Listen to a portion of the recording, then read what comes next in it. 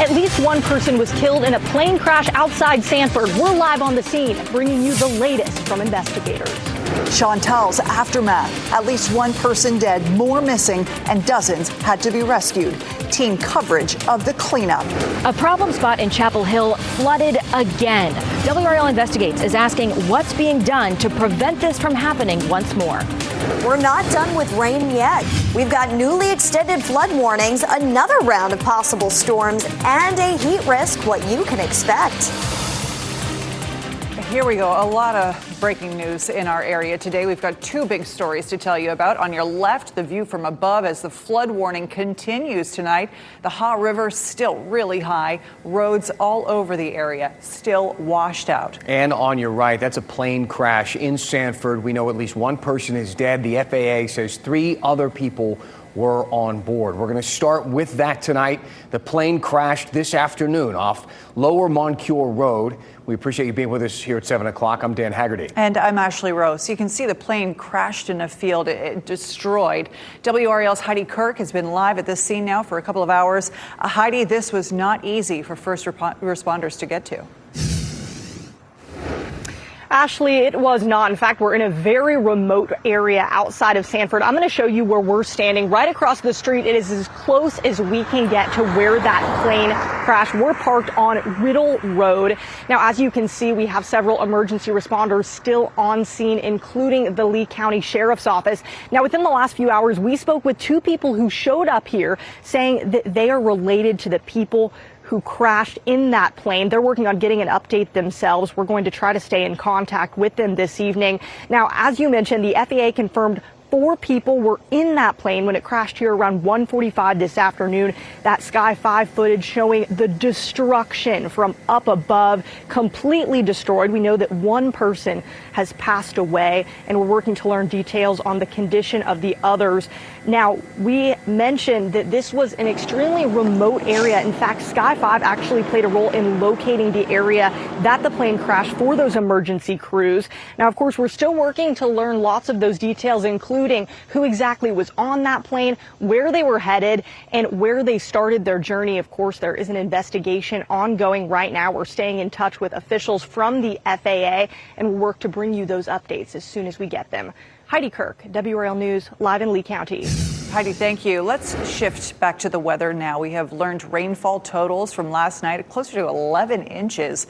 The National Weather Service confirming 4 tornadoes touched down in our area. And while the tropical system is gone, Kat, the threat of rain really sticks around for the rest of the week. We could see an additional 1 to 3 inches of rain by the end of the week, and that's going to be a big concern with swollen rivers out there. A flood warning does remain in effect until 12:30 a.m. in our western counties. The rivers are slowly receding, but many roads remain closed due to the swollen rivers. And the Ha River near Bynum reached near record flood stage earlier. It does remain in major flood stage, but it is expected to fall back below flood stage by tomorrow evening. We are talking billions of gallons of water fell yesterday in Chapel Hill, between 500 million and 1 billion gallons in Moore County and Chatham County as well. And it's going to take time for that water to recede in places. So please be careful out there, especially driving in the dark tonight.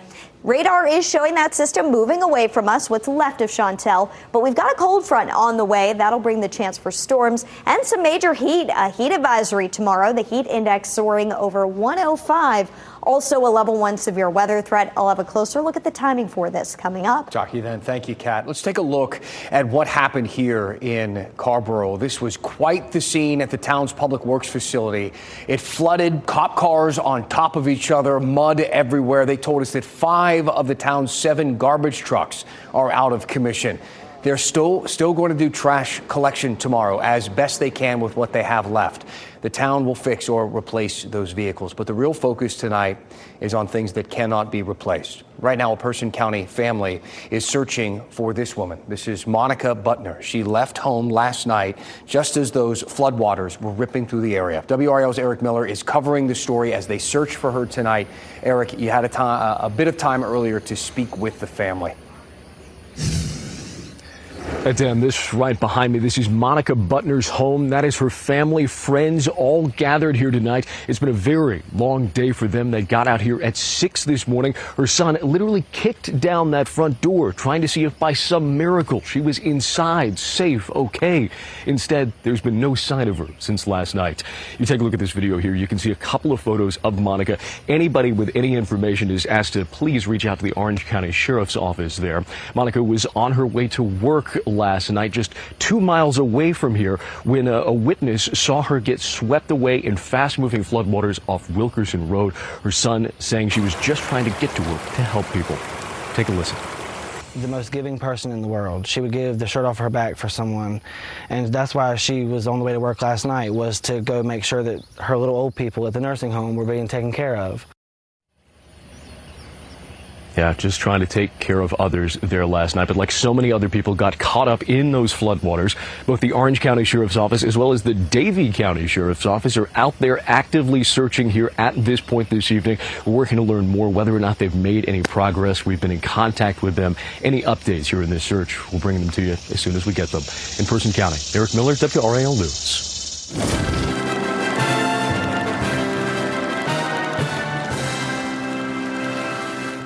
It was neighbors that saved us. That was the quote of the day. This is coming from Dale Welderly, a man who lives in Chapel Hill, specifically in the Camelot Village neighborhood. Take a look at some of the portraits of the people who were impacted there. He's one of a few people who we talked to today. Once again, hit hard by flooding there. Camelot Village does get hit hard often. This is video from some bad flooding there back in 2000. WRAL has covered this for decades in that area. We have some more video from Camelot Village, flooding in 2014. And then here we are now in 2025, just last night, more horrible footage of flooding. WRAL investigates Sarah Kruger looked into why this problem there has not been fixed. People here lost everything. Take a look at the lawn out here. People's belongings, TVs, Christmas lights, bags and coolers as they try to clean up even with all of this mud around. I talked to the woman who lives here in this unit, and she told me that when the water started rising, she went into her bedroom right here, climbed out of this window with the help of neighbors, made it up those stairs to safety. And look at all the stuff floated here with your way. History repeats itself at Camelot Village in Chapel Hill. So this is your second time dealing with flooding? This is the second time. Yep. And why wouldn't it? Because residents say despite the well-known flash flooding issues, nothing's being done to stop them. And all the furniture and everything has been compacted together. Vanessa Bird showed us inside her home. Everything likely needs to be thrown away. Camelot Village floods all the time. Yeah, but people like me that can't afford to pay $1,300, $1,400, $1,500, $1,600 or $2,000. This is on a destination we have. The town needs to do something about this. The town has tried. At least 3 times it says it tried to get FEMA funding to buy the most flood-prone units and demolish them. According to a town spokesperson, property owners have not reached an agreement that would allow this. Property records show of the 117 units at the property, only 25 are occupied by the owners themselves. I asked the town if or when they could step in to close the property down. I was told that could only be done if the buildings were not up to code. And we kept calling 911 and nobody was coming. For renter Dale Welderly. You know, I've got one leg. My prosthetic couldn't handle the current. He says neighbors, strangers, are the only reason he got out alive as waters rose up to 4 feet. And it was just crawl against the roof right there, a little inch at a time until I got to the stairs. I realized if I fell, I wouldn't be able to make it. I would have been swept away. This is the root of the issue right here. Bowling Creek is just steps away from these units here at Camelot Village. And as if they weren't already dealing with enough, these crews right here told me a water main broke, making it even harder for the residents out here to clean up. Sarah Kruger, WRAL News in Chapel Hill. What an absolute mess. Man. And you know, between the flooding in our area and the flooding in Texas, we wanted to know, did the cuts to the National Weather Service have an impact on the forecast? After the break, I asked WRAL meteorologist Amy Wilmoth. Plus, some tools you can use to find out if your home is in a flood-prone area and what you can do about it. And stick around tonight for our one last thing, when we see how last night's storm actually weighs up to some of the worst hurricanes in North Carolina's history.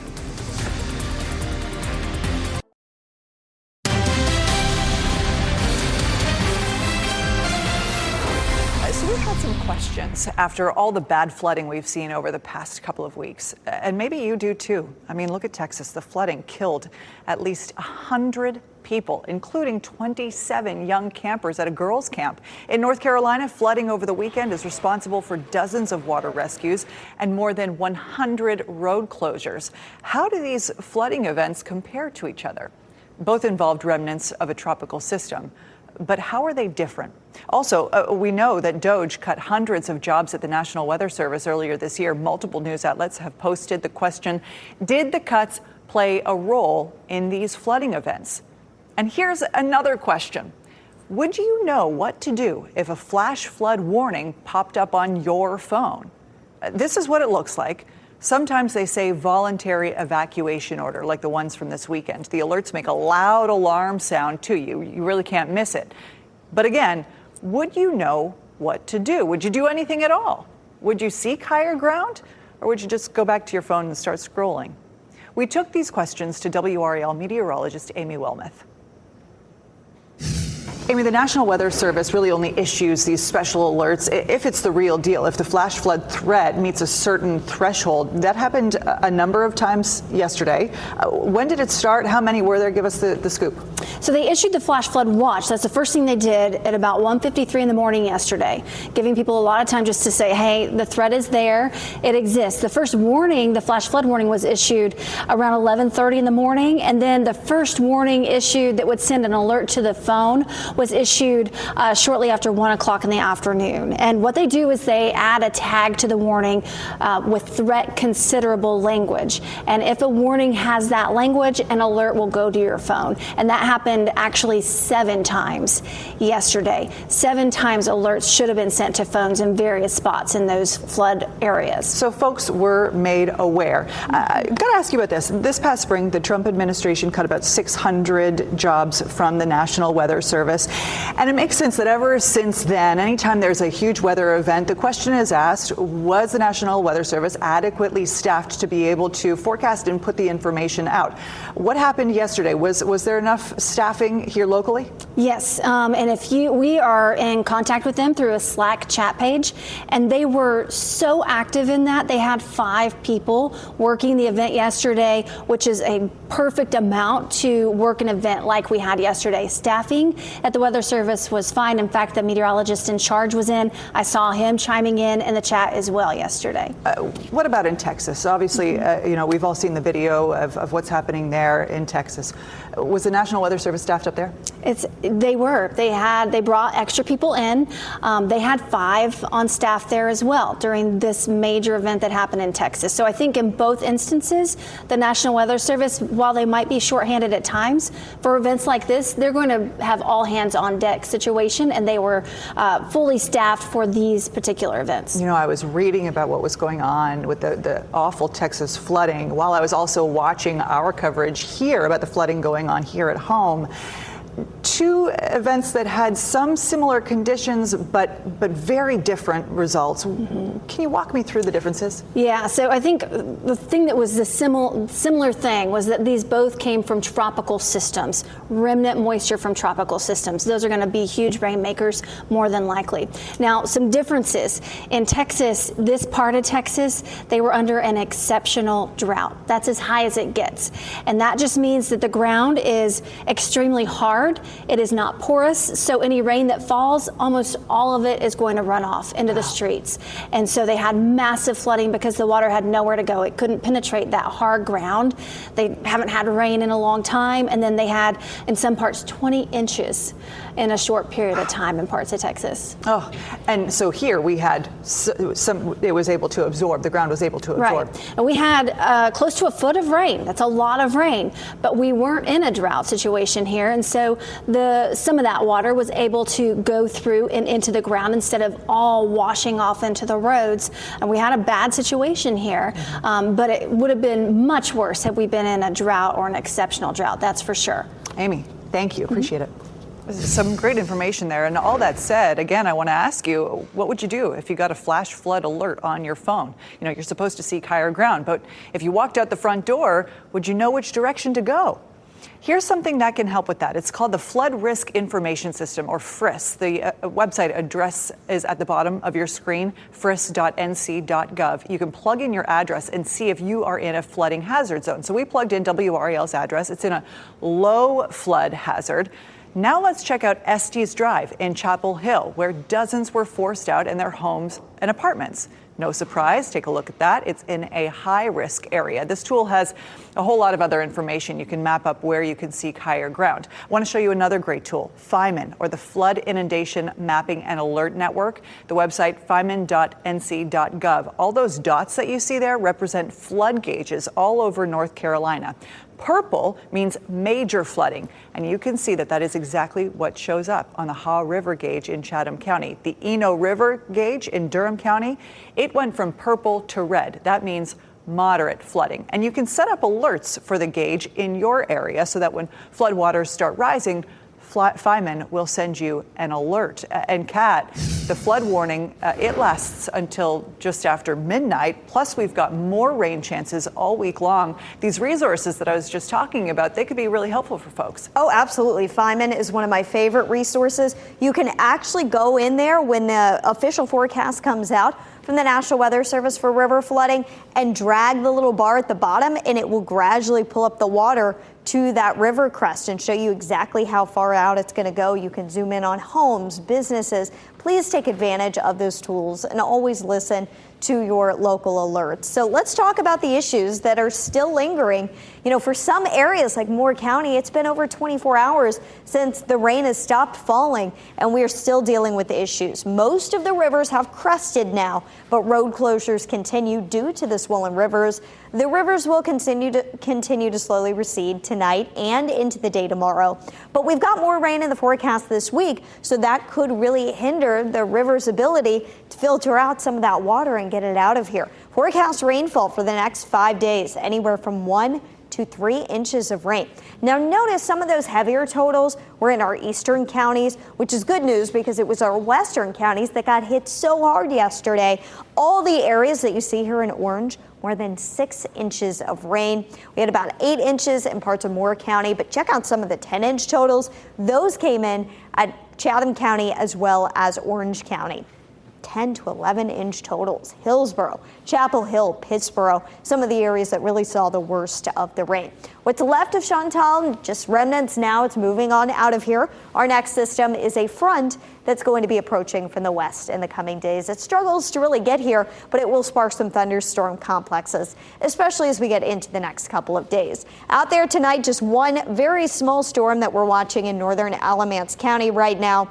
Nothing currently in our area, but tomorrow we're under a severe weather threat. It's a level 1 out of 5 risk. Some damaging wind gusts will be possible in any storms that develop, and dangerous heat. The heat index back in the triple digits tomorrow. It should be the hottest day of the week. The heat index likely exceeding 105. It could get up to 109 at times. Futurecast starting us out dry and sunny tomorrow morning through lunchtime. After lunchtime, we could see a couple of storm cells popping up, and this will help to kind of spark a chain reaction and develop new storms into the evening hours tomorrow. So I do think at least some folks will see rain for the evening commute. Just don't take the location of those storms too literally tomorrow. It's more about the coverage on the radar.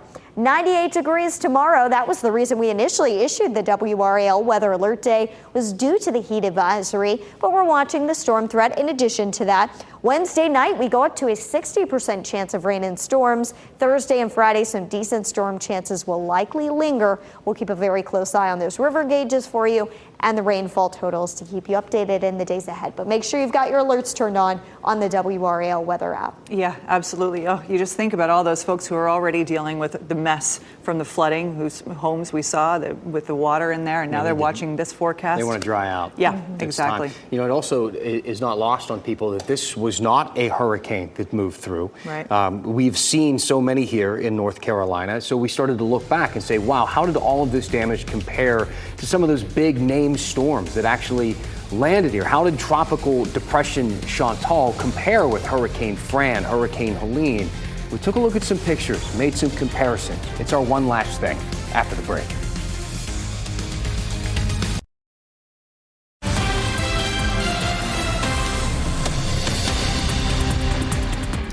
So breaking news just into the WRAL Live Center. We have learned that a family of 4 died in that plane crash this afternoon in Sanford. This is that video from Sky 5. The Highway Patrol says that 35-year-old Travis Buchanan, 35-year-old Candace Buchanan, 10-year-old Aubrey Buchanan, and 9-year-old Walker Buchanan were on board that plane. They were the only people on board the plane. 3 died at the scene. The 4th transported to a local hospital where they were pronounced dead. The investigation is just getting started. Oh, hate to see that. That is just heartbreaking. Yeah. We've been waiting for that update all day, Yeah. and that is the worst possible news to get. All right, Brian, thank you. So our one last thing before we go, some perspective, just how intense last night's storm was. I want to show you a photo of how high the Eno River rose at the state park in Orange County. That sign there, how high the water got during Hurricane Fran. Now look at the latest floodwaters and how far they got, and not far from what we saw from the 1996 storm. And look at the road closure map from the NCDOT. All those yellow dots mark closed roads from last night's storm. At one point, there were more than 100. Now look at the map from a few days after Helene in the northern North Carolina mountains. That's 4 times the number of closures. So while last night's storm might not have been quite as the level of hurricanes, we certainly got hit pretty hard. Thank you for being with us tonight here at 7 o'clock. Good night.